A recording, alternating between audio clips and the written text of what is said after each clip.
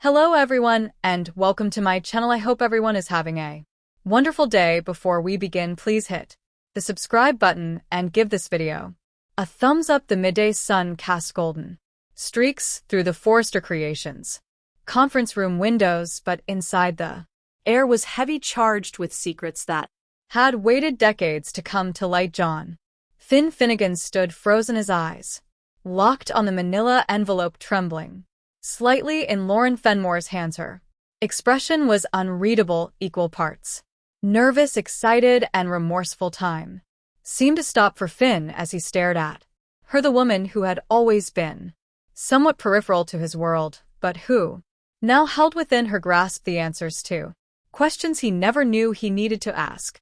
The moment was fragile, electric, and about to change the trajectory of his life forever. Lauren extended the envelope with slow deliberation, her hand pausing just a breath away from Finn's. He reached out cautiously, as if touching it too quickly might ignite an explosion. "You might want to sit down," Lauren said quietly, her voice tinged with gravity and compassion. "This is going to change everything you thought you knew about your past." With a sharp inhale, Finn took the envelope, tore it open with a surgeon's precision, and unfolded the single sheet of paper that would redefine his very identity. He read the bolded headline, "First Paternity DNA Analysis Confirmed," match his eyes scan the next lines, the names, the markers, and then the confirmation in black and white: biological mother Lauren Fenmore Baldwin. The silence that followed was unlike any Finn had ever known. It was louder than the buzz of hospital alarms, more deafening than the wails of patients in crisis, and heavier than the emotional aftermath of any medical emergency. His mind spun with disbelief. "This has to be wrong," he murmured, his voice barely above a whisper. This can't be true." Lauren's tears welled up in her eyes. "Finn, I didn't know either, not for sure, not until recently. I had my suspicions, but I didn't want to drag you into something without proof. You deserve the truth, and now we have it." Finn stumbled back, slumping into a leather chair. "All my life, I thought my mother was Lee, that she adopted me, that my birth mother was unknown." Lauren nodded. "That was the story you were told, but it wasn't the whole truth." She sat beside him, slowly, cautiously, as if approaching a wild animal. "Years ago, I made a decision that I've regretted every single day since I had you. When I was very young, it wasn't the right time. I was afraid, I was vulnerable, and there were people around me, people with influence, who convinced me that giving you up was the best option for everyone." Her voice faltered, but not a day went by that I didn't think of you. Finn's head dropped into his hands. "So all this time, you were there on the fringes of my life. I saw you at events, heard your name in passing, and never once did I think." He stopped himself. "Why didn't you tell me sooner?" Lauren took a breath, gathering courage. "Because I didn't know for sure. Until recently, I'd heard whispers, people talking about a baby. I once had rumors that he'd been adopted by a prominent family, maybe even brought into a world I could still glimpse from afar. And then, when I found out about your background and the connection to Lee and Sheila," she winced at the mention of that name. "I had to dig, I had to know, and when I found out the truth, I knew I owed you an explanation." A full one. Finn's eyes hardened. "Wait, Sheila, how does she play into this?" Lauren's body stiffened. "That's part of what makes this more complicated. Sheila knew, or at least she suspected. She's been circling this secret like a vulture for years, and that's part of why I knew I couldn't wait any longer. Sheila can't weaponize this information, not anymore." The mention of Sheila's name reignited the fury inside Finn. His tumultuous history with Sheila Carter, her lies, manipulations, and violence had nearly destroyed his family, nearly cost him his life, and now the idea that she might have known the truth about his parentage all along made his skin crawl.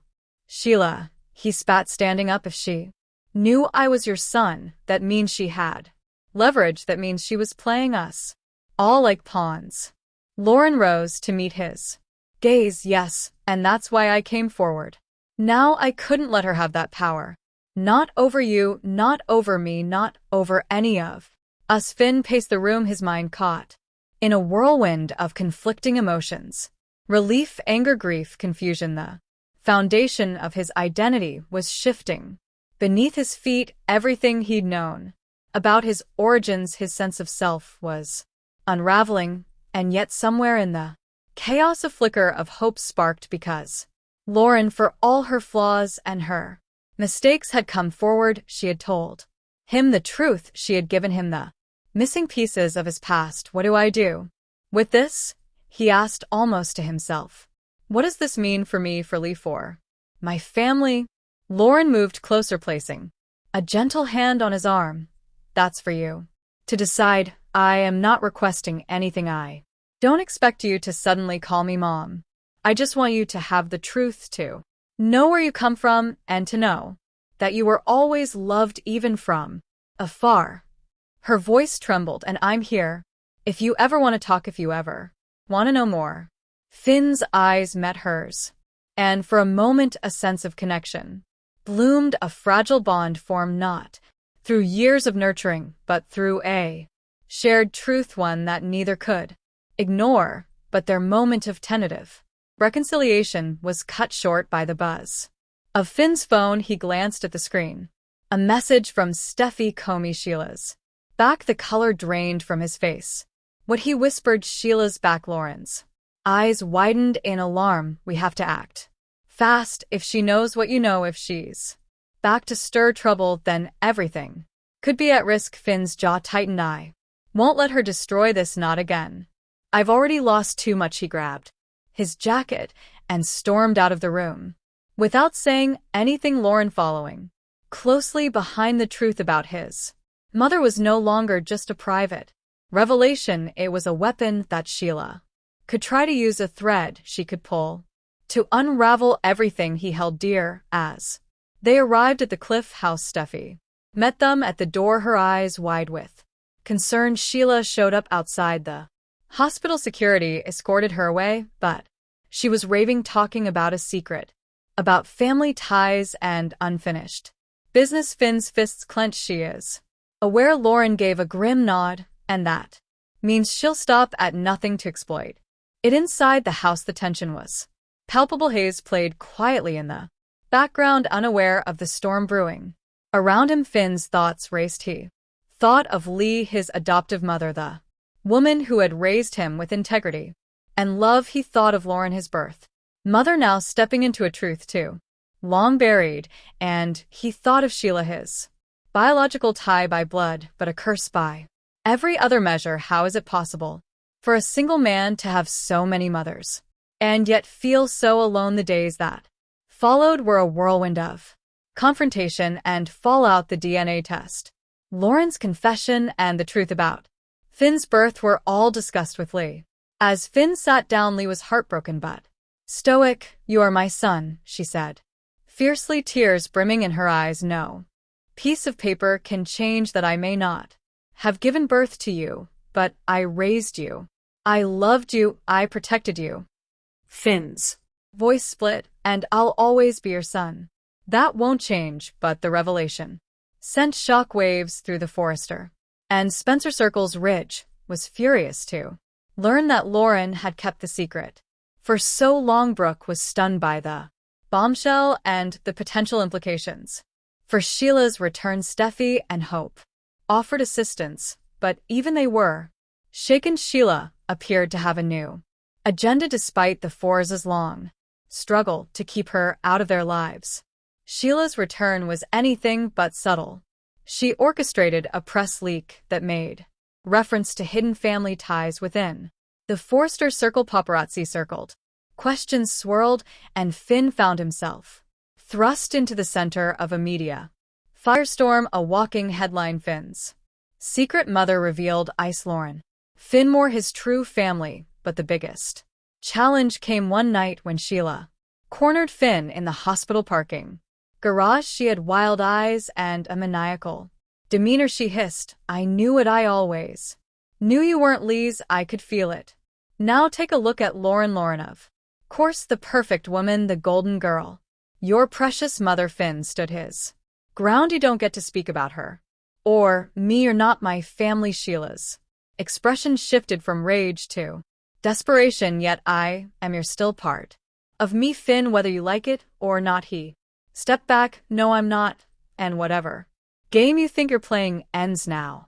He turned and walked away, leaving Sheila seething in the shadows as the weeks passed. Finn began to reconcile the parts of his identity that had been shattered and reassembled. He met with Lauren again, cautiously asking about his birth father, his medical history, his early years. He even began forging a tentative bond with Fenmore, his half-brother, but he never forgot the woman who had raised him, Lee, and he made sure she knew every day how grateful he was for her unconditional love. One night, as he held Hayes in his arms and looked across the room at Steffi, he whispered, I may not know where I came from, but I know where I'm going, and that's enough. The waves crashed relentlessly against the Malibu shoreline, echoing a symphony of change, renewal, and the stirring of unfinished business that had long been buried beneath years of silence. Jack Wagner has triumphantly returned to the bold and the beautiful as the iconic brooding sea captain turned ruthless businessman Nick Marone in a stunning turn of events that stunned both longtime viewers and on-screen characters at the same time. The elegant and mysterious Daphne, portrayed by the brilliant Muriel Heller, has made her final empathetic exit from the canvas in an arc that shattered hearts and sparked speculation throughout the most affluent circles in Los Angeles. It was the kind of dual storyline shakeup that only BNB could pull off, one that balanced legacy, heartbreak, and raw, unfiltered emotion. It appeared as though time had swung back in on itself as soon as Nick Marone returned to the scene dressed in his signature leather jacket, his sea-weathered face marked by the lines of a man who's lived and lost deeply. Nick's presence commanded the room, starting with a jaw-dropping, unannounced entrance at Forrester Creations that instantly turned heads and halted breath. Ridge's expression turned from curiosity to fury. In a heartbeat, Brooke gasped audibly, and Steffi whispered under her breath, it can't be. Still, it was. Nick was back. After more than a decade off the canvas, Nick Moron's return wasn't just nostalgic fanfare, it was a seismic shift in the show's power dynamic, and with Jack Wagner slipping effortlessly back into the role that made him both hero and scoundrel, viewers were reminded why Nick had been such a polarizing force in the lives of the Forresters, Logans, and beyond. Nick was a character who never played by the rules, whether it was in his passionate love triangle with Brooke and Bridget or in his bitter corporate rivalries with Ridge and Eric. And now his reappearance came with a purpose, fueled by grief, revenge, and a long-buried truth that tied directly into Daphne's mysterious departure. The same day Nick returned, Daphne was gone, and the timing was no coincidence. The final scene between Nick and Daphne was a masterclass in tension, subtext, and restrained emotion, shot in dim candle light aboard Nick's old yacht, the Shady Mariner. The two shared a final drink as the tides literally shifted beneath them. Daphne's usually guarded demeanor cracked, revealing a woman torn between love and self-preservation. You were never supposed to come back, she whispered, voice trembling.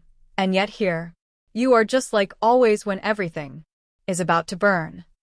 Nick took a long pause, his eyes scanning the familiar coastline. Maybe I came back to stop it. Or maybe I came back to finish what we started. Their last kiss was brief, haunting, and final. Daphne was gone by morning, leaving behind only a letter, a silver pendant, and the emotional wreckage that no one had anticipated. Daphne had become a beloved and complex addition to the cast, and Muriel Heller's departure from the bold and the beautiful sent waves through the fan base and social media. Additionally, her character's slow burn evolution had finally begun to pay off once introduced as a savvy Parisian fashion consultant with an eye for detail and a closet full of secrets. Daphne had grown into a multifaceted powerhouse. Her romance with Carter was soft but fractured, her dynamic with Ridge charged but cryptic, and her hidden ties to Nick Long, suspected by fans, were finally confirmed.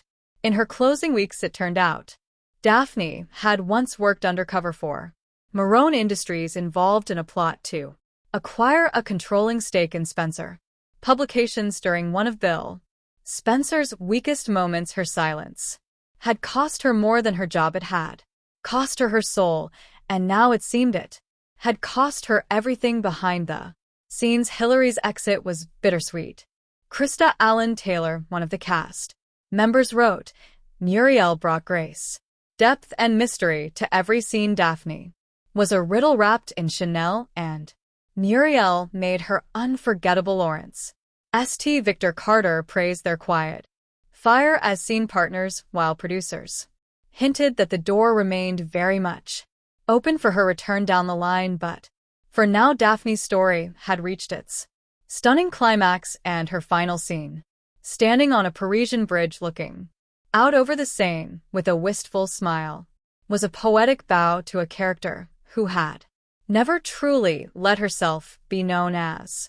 Daphne faded into the mist of Paris. Nick Marone surged back into the fray like a storm, and it didn't take long for him to start shaking the very foundations of the show. His first stop, Brooke. Their history was as tangled as it was steamy, and though Brooke initially greeted him with stunned silence, the conversation that followed was anything but calm.